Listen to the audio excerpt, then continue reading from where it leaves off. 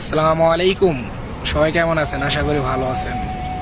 তো কিছু কিছু ক্ষেত্রে কিছু কিছু কথা না বললেই নেই, কেননা বাংলাদেশ ফিলিস্তিনের জন্য প্রতিবাদ করে। হ্যাঁ, এটা আমি মানি, প্রতিবাদ করতেছে। তো 30 লাখ প্রবাসীর পেটে লাথি দিয়ে প্রতিবাদ করার কোনো প্রয়োজনই নাই। দেখেন, বিশ্বের ভিতরে সবচেয়ে বড় রাষ্ট্র সৌদি আরব, মুসলিম দিক দিয়ে সব দিক দিয়ে। তো আপনারা সৌদি আরবের সরকারের ছবিটা টাঙ্গায় জোতা পিটা করতেছেন, এটা করতেছেন, মোটেও ঠিক করতেছেন না। 30 লাখ প্রবাসীর পেটে লাথি দিয়ে আপনারা এরকম প্রতিবাদের কোনো দরকারই নাই। তো গতকাল রাত 800 লোক বাংলাদেশ পাঠাচ্ছে, বৌদ্ধ ও বৌদ্ধ। কাজটা ভালো করছে না? অনেক ভালো করছে। কেন না জানেন? সালমান হাতে মারবো না, দাঁতে মারবো না, এরকম ভাবে মারবো শুধু বাংলাদেশ মানুষ চাইয়ে চাইয়ে দেখবো।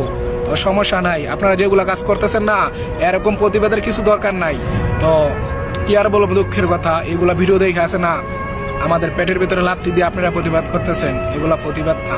তো অনেকটাই কষ্ট পাইলাম সৌদি আরবের সরকারের উপরে জোতা মারা হইতেছে বাংলাদেশ থেকে, অনেক দেখে অনেক কষ্ট পাইলাম।